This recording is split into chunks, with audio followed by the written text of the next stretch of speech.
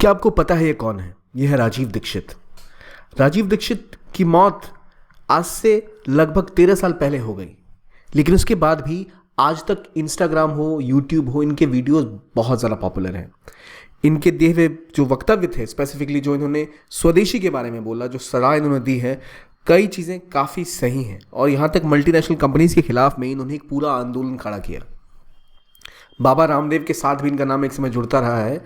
और भारत स्वाभिमान आंदोलन, जो बाद में भारत स्वाभिमान ट्रस्ट भी, जिससे मिलता जुलता कुछ बाबा रामदेव ने भी बनाया था, और यही आंदोलन था जहां से पिच स्टार्ट हुई थी। स्वदेशी जो प्रोडक्ट्स को लेकर एक नेशनल वाइड कैंपेन चलाया था, और वो कैंपेन चलाने वाले थे राजीव दीक्षित।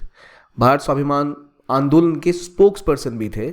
और इतनी पॉपुलैरिटी होने के बाद भी, जब इनको लाखों में लोग सुना करते थे, और ये पॉपुलैरिटी थी कि इनके स्पीचेस की कैसेट्स बिका करते थे, जैसे गानों के कैसेट्स बिकते हैं। आखिर जब कोई व्यक्ति इतना पॉपुलर, आज आपको इंटरनेट पे इनसे जुड़े हुए आर्टिकल बहुत कम मिलेंगे। और ख़ासतौर पे जब इनकी मौत हुई और जिस स्थिति में हुई, उसके बाद जो इसके ऊपर तरह तरह की कॉन्स्पिरेसीज की गई, तो हमें कभी भी क्लैरिटी नहीं मिलती कि आखिर हुआ क्या था। Welcome to Gyankosh. और आज हम बात करेंगे इसी चीज़ के बारे में कि आखिर क्या वजह है कि राजीव दीक्षित की मौत के बारे में आपको कोई इन्फॉर्मेशन नहीं मिलती, और क्या था इनकी पूरी कहानी, और क्या चीज़ें हुई जिसने डिफाइन की इनकी legacy. So welcome to Gyankosh. और आइए बात करते हैं सबसे पहले हुआ क्या था। राजीव दीक्षित की मौत। राजीव दीक्षित की मौत हुई थी 30 नवंबर 2010 को, और इसी दिन इनका जन्मदिन भी था। तो जिन इनका जन्मदिन था उसी दिन इनकी मृत्यु हो गई थी।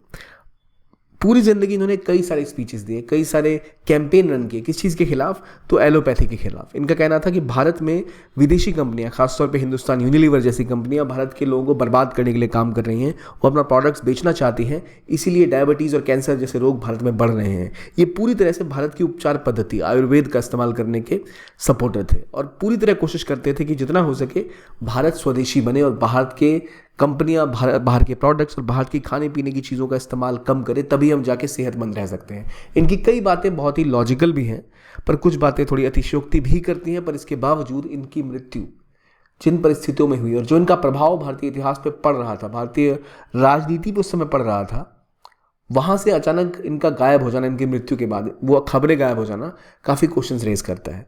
तो पहली बात, इनकी मृत्यु हुई कैसे? तो याद रखिए दो नाम, भारतीय स्वाभिमान आंदोलन और भारत स्वाभिमान आंदोलन, और भारत स्वाभिमान पार्टी, जिसको लेकर ये एंटी करप्शन और सेल्फ रिलायंस को लेकर मुहिम चला रहे थे पूरे भारतवर्ष में। ये एक बार छत्तीसगढ़ गए अपनी एक स्पीच देने, और वहीं पर इनकी मृत्यु हो गई। कहा यह गया कि इनको दिल का दौरा पड़ा, और दिल का दौरा बहुत ज़्यादा था, और इन्होंने कोशिश की कि ये इलाज आयुर्वेदिक तरीके से ही करें, और एलोपैथिक यानी अंग्रेजी दवा का सहारा ना ले, अस्पताल ना जाए, इसीलिए इनकी मृत्यु हो गई। एक न्यूज़ का वेरिएशन ये भी है कि जब इनको अपोलो हॉस्पिटल ले जाया गया, जहां बोला गया कि इतना गंभीर हार्ट अटैक आया, उसके बाद इनकी बॉडी वैसी नहीं दिखती जैसी दिख रही थी। और तीसरी बात यह है कि इनकी बॉडी जब भेजी गई तो बिना पोस्टमार्टम के भेजी गई। इनका पार्थिव शरीर बिना पोस्टमार्टम के इनके घर भेज दिया गया, और उसका अंतिम संस्कार कर दिया गया, जो कि इतने बड़े इन्फ्लुएंशियल व्यक्ति का कि डेड बॉडी का पोस्टमार्टम भी नहीं किया गया। और एक और बात जो सबको चौंकाती है कि कई लोग ऐसी बातें करते हैं कि मृत्यु के बाद इनकी बॉडी का कलर नीला पड़ गया था, जो दिखाता है कि कहीं ना कहीं ये स्लो पॉइजनिंग के शिकार भी हो सकते हैं। लेकिन इन चीज़ों के बारे में अभी तक कुछ प्रूव नहीं हुआ है। बात यहाँ तक चीज़ों में है कि इवन रिसेंट टाइम्स में भी, जब 2015 के आसपास एक कॉन्फ्रेंस हुई थी इनकी मृत्यु के 5 साल बाद, जहाँ बात की गई कैसे कैसे और हमें इनके दिए हुए जो आंदोलन में जो बातें कह रहे थे इनको आगे लेके जाना है, वो अभी तक नहीं आगे बढ़ी है, और ना ही इनकी मौत के ऊपर कोई क्लैरिटी आई है। बात तब सुर्खियों में और आई जब 2019 में पीएमओ ने कहा था कि इनकी मृत्यु के ऊपर दोबारा जांच किए जाए और देखे जाए क्या है कहानी, और इनकी मृत्यु उसके बाद फिर लाइमलाइट में रही। लेकिन ये मृत्यु के साथ कुछ नाम जुड़े हुए हैं, जैसे इनके एक बहुत प्रबल समर्थक और इनके पार्टनर एक तरह में बाबा रामदेव, क्योंकि जब भारत स्वाभिमान आंदोलन खड़ा किया गया तो बाबा रामदेव ने राजीव दीक्षित के साथ मिलके इसको पॉपुलर बनाया। बाबा रामदेव खुद एक बहुत ही प्रख्यात व्यक्ति हैं, और अभी तो इंडिया के टॉप मोस्ट इन्फ्लुएंशियल फिगर्स में से एक है वो, जिनकी रसूख राजनीति से लेके मेडिसिन जगत तक है और कोरोना वायरस के आसपास कई कंट्रोवर्सीज में भी फंसे वो, लेकिन योग के मामले में इनका नाम विश्वविख्यात है। मुद्दा क्या हुआ? मुद्दा ये हुआ कि असल में जब ये पार्टी खड़ी हुई थी और इसके पीछे की वजह क्या थी, इन तीनों को क्लियर से पहले हम समझें। लेकिन एक इन्फॉर्मेशन आपके लिए कि अगर आप यूपीएससी की तैयारी कर रहे हैं 2025 के लिए, तो आपको ज़रूरत होती है किस चीज़ की? सबसे पहले बताइए, मोटिवेशन की। यार कितने दिन पढ़ोगे खुद से? 1 दिन, 2 दिन, 3 दिन, 10 दिन? मोटिवेटेड हैं तो हो सकता है आप बहुत दिन पढ़ लें, पर 2025 थोड़ा दूर है अभी, और उसके लिए मोटिवेशन निकालना, टाइम निकालना बहुत मुश्किल हो जाता है। और साथ में शेड्यूल की दिक्कत, गाइडेंस की ज़रूरत, क्या पढ़ना है, सिलेबस नहीं पता, सिलेबस को कैसे कवर किया जाए, ये सवाल दिमाग में कौनते रहते हैं। इसका सॉल्यूशन लेके आए हैं आपके लिए PW ओनली IAS अपने कोर्स के द्वारा, जहां आपको कराई जाएगी पूरी तैयारी आपके अटेम्प्ट के लिए हमारे फाउंडेशन बैचेज में, जो कि है संकल्प और टाइटन। इंग्लिश और हिंदी और इंग्लिश का ऑप्शन आपको मिलता है, और ये आपके 2025 की पूरी फाउंडेशन बिल्ड करेगा। एक एक चीज़ आपको सिखाई जाएगी और आप पूरी तरह तैयार हो पाएंगे अपने उस अटेम्प्ट के लिए। और साथ ही साथ शेड्यूल, मोटिवेशन, इन सभी प्रॉब्लम का हल एक साथ में मिल जाता है। तो अगर आप सीरियस हैं अपने अटेम्प्ट को लेकर तो एक बहुत अच्छा अवसर है। दिक्कत ये आती है कि कोचिंग की फीस, अफोर्डेबिलिटी और फ्लेक्सिबिलिटी का इशू आता है। कब देखें, कैसे पढ़ें, कहाँ जाएँ, इन सब का सॉल्यूशन दे दिया है, क्योंकि अब ये कोर्स ऑनलाइन है और केवल 10,999 रुपये में आपको उपलब्ध है। तो ये अफोर्डेबिलिटी और फ्लेक्सिबिलिटी दोनों आपके लिए लेके आता है एट अ हाईएस्ट क्वालिटी। इतनी हाई क्वालिटी क्लासेस रेयरली ही कभी इस प्राइस पॉइंट पर इंडिया में अवेलेबल रही हैं। तो आपके लिए सुनहरा अवसर है। You should join this course. आपको इसके लिंक हमारे कमेंट सेक्शन में मिल जाएंगे, पेंड, या फिर आपको डिस्क्रिप्शन बॉक्स में मिल जाएंगे। तो go ahead and have a look at this course. अब बात करते हैं पहले राजीव दीक्षित की। उनका उदय जो होता है वो होता है भोपाल गैस ट्रेजेडी के बाद। इन्होंने वहाँ से आंदोलन तेज करते हुए बोला कि भारत में एक विदेशी कंपनी आती है, इतने लोगों की जानें जाती हैं, और यूनियन कार्बाइड जो कंपनी थी उसके CEO को आप इंडिया से जाने देते हैं जिंदा, बिना सज़ा सुनाए। वो दिखाता है कि भारत बिल्कुल अभी तक आज़ाद नहीं है, और बाहर की विदेशी कंपनियां जो भारत के खिलाफ कॉन्स्पिरेसी कर रही हैं, उसी के नतीजे इतने लोगों की मौत हुई है। और एक तरह का टेस्ट था ये।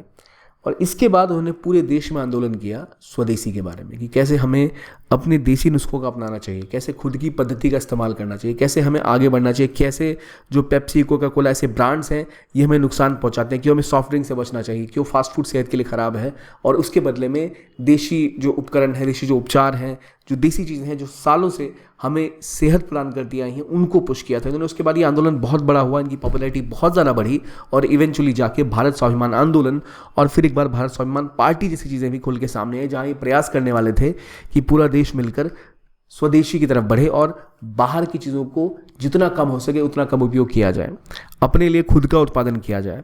और वहीं इनकी मुलाकात होती है बाबा रामदेव के साथ, और इनका जो प्रोजेक्ट है वो दोनों मिलकर आगे बढ़ाते हैं, और ये काफ़ी सफल भी होता है। एक समय में 2008-9 में इनकी पॉपुलैरिटी पीक पे थी। उसके बाद ये जाते हैं छत्तीसगढ़, और छत्तीसगढ़ में जब ये एक प्रोग्राम करने गए थे तो वो जगह थी दुर्ग, और दुर्ग में जब ये जा रहे थे तब बात ये आई कि इनको कुछ पसीने आने स्टार्ट हुए, थोड़ी बेचैनी से महसूस हुई, और फिर इन्हीं लेके गए इनके होटल में, और वहाँ इनको बोला गया कि आप एक एलोपैथिक मेडिसिन डॉक्टर को दिखा लो। इन्होंने कहा नहीं, ये कहा जाता है कि इन्होंने कहा कि वो नॉर्मल आयुर्वेदिक उपचार कराना चाहते हैं। इसके बाद दिक्कतें बढ़ती दिखी। कुछ समय बाद इनकी तबीयत ठीक नहीं हो रही थी और ख़राब होती गई, तो इनको बोला गया कि आप एक हॉस्पिटल जाओ, जो वो जाने को तैयार नहीं थे। फिर आते हैं बाबा रामदेव, जिसने संपर्क किया गया और उन्होंने इन्हें कन्विंस किया कि ये ऐसा करें और वहाँ जाएँ। और उसके बाद जब राजीव दीक्षित की तबीयत और बिगड़ी तो उन्हें एक बड़े हॉस्पिटल में भेजा गया। वहाँ पर भी इनका इलाज चला, लेकिन वहाँ डॉक्टर का कहना था कि एक तेज़ हार्ट अटैक की वजह से इनकी मौत हो गई, क्योंकि लगातार इन्होंने पहले अगर इलाज करा लिया होता तो शायद इनकी सेहत सुधर सकती थी, पर इनको हार्ट अटैक आया बहुत बड़ा और इनकी डेथ हो गई। लेकिन मामला उसके बाद बिगड़ता है। एक किताब आई थी गवर्नमेंट टू टाइकून, जिसमें ये आरोप बाबा रामदेव के ऊपर लगाए गए कि इन्होंने कन्विंस किया इन्हें कि आप पहले हॉस्पिटल जाओ, और बिना पोस्टमार्टम की इनकी बॉडी लाके जब अंतिम संस्कार किया गया तब इन्होंने कहा कि हिंदू धर्म में ऐसा नहीं होता, इसलिए अंतिम संस्कार इस प्रकार से ही किया जाएगा। लेकिन इसका बाबा रामदेव ने खंडन किया है, इसके खिलाफ वो कोर्ट भी गए। लेकिन इसके अलावा भी कई ऐसे आरोप इस किताब में सामने आए हैं, लेकिन इनका सबका इन्होंने खंडन किया है। बात यह भी है कि कई ऐसे भी लोग हैं जो कहते हैं कि शायद इनकी मृत्यु के पीछे MNC कंपनीज की कोई कॉन्ट्रोवर्सी, कोई एक कॉन्स्पिरेसी थी। वो चाहते थे कि इनकी मौत हो जाए ताकि वो अपना आंदोलन आगे ना बढ़ा पाए और इन कंपनियों को लॉस लगना शुरू ना हो जाए। इसके अलावा और भी कई तरह के राजनीतिक और व्यक्तिगत आरोप लगते रहते हैं। कई सारी ऐसी संदेहास्पद बातें हैं जो सामने आती रहती हैं कि अचानक किसी व्यक्ति को जिसको हार्ट की समस्या नहीं थी उसको हार्ट अटैक आना, और इनका शरीर का पीला पड़ना, और अलग अलग पॉलिटिकल पार्टीज़ का इन्वॉल्वमेंट, इनकी नेशनल प्रेजेंस, ये सब इसको बहुत ही कंट्रोवर्शियल बनाती हैं।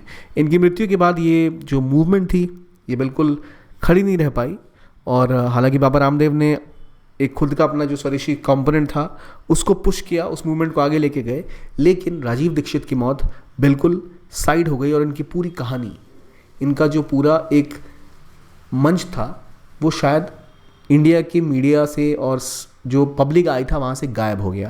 लेकिन इंस्टाग्राम, यूट्यूब, इन जैसे फेसबुक, इन जैसे सोशल मीडिया प्लेटफॉर्म्स पे अभी भी इनकी पॉपुलैरिटी उतनी ही ज़्यादा है। हमें नहीं पता सच्चाई क्या है और क्या हुआ, लेकिन ये ज़रूर है कि राजीव दीक्षित की बातों का प्रभाव ज़रूर हो रहा था। इसीलिए 2019 में दोबारा बात की गई कि इनकी मौत की जाँच की जाए PMO के द्वारा। तो एक उम्मीद जगी थी कि शायद हमें और क्लैरिटी इस पर मिलेगी, पर one of the most popular unresolved जो मिस्ट्रीज ऑफ डेथ है वो है राजीव दीक्षित की, और जिनका जो आंदोलन वो शायद उस हद तक सफल नहीं हो पाया। हमारी इकोनॉमी और ओपन ही होती चली गई समय के साथ।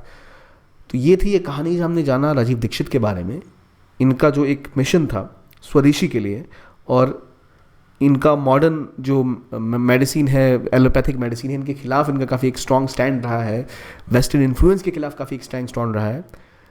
लेकिन इनकी मृत्यु के बाद ये सब गायब हो गया। और क्या ये मृत्यु नेचुरल थी, क्या ये मृत्यु ऐसी थी जिसके पीछे ज़रूर किसी ना किसी का हाथ था, बड़ी बड़ी कंपनियों का भी हाथ होने का अंदेशा लगाया जा रहा है। आपको क्या लगता है, क्या है सच्चाई? आज के वीडियो के लिए इतना ही। देखने के लिए बहुत बहुत धन्यवाद। Keep on watching ज्ञानकोश।